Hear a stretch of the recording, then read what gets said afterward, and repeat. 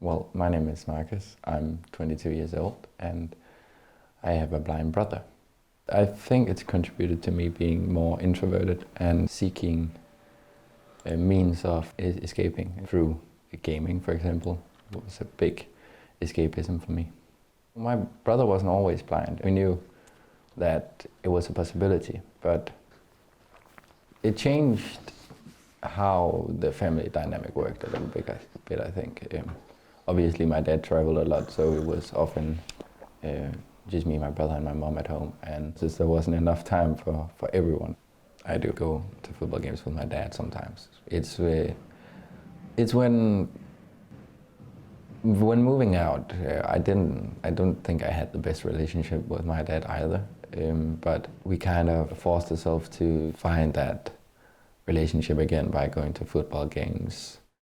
As far as I know, he hasn't had the opportunity to talk to other like young people with visually impaired siblings.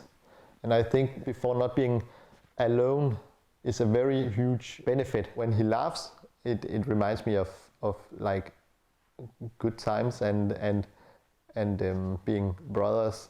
And I mean, you can probably say there is some kind of guilt in feeling like a burden. Yeah, so I felt angry lots of times, like, but that's more like, why can't I do the same as Marcus? Why can't I play these new video games? Why can't I just be a normal young dude? And I don't want to be in the way, so it's easier to just stay at home and not burden anyone else with my disability, because that's an unhealthy way to think about stuff, but a quite natural way, unfortunately. That the siblings are left over because they can do without, so they don't get the same attention as the disabled child. On one hand, they get angry, frustrated,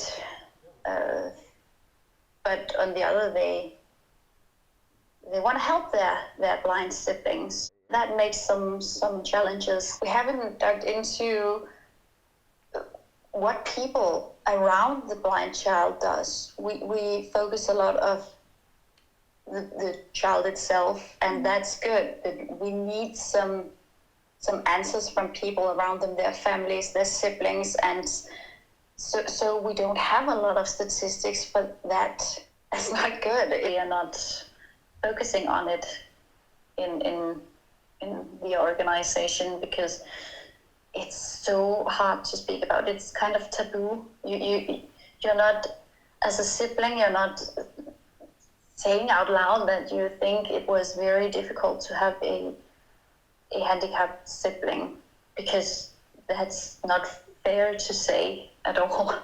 The dynamics was changing in the way that Mads became blind over a period of time. There were good days and bad days.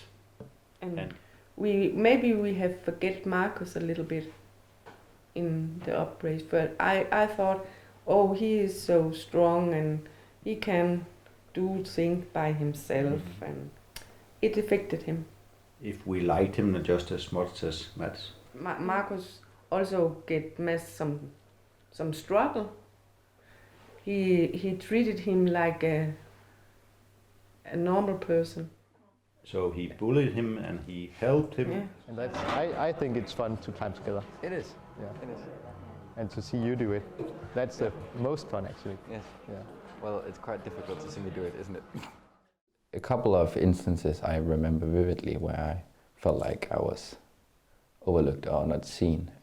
It started in school, obviously, by where teachers told me or asked me why I wasn't as smart as my brother, and that obviously didn't make me feel welcome or good in any way.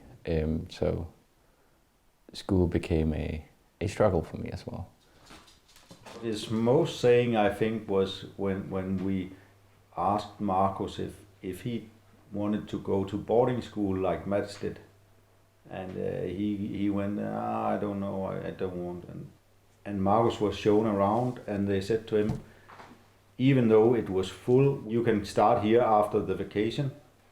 because you are Mats's brother.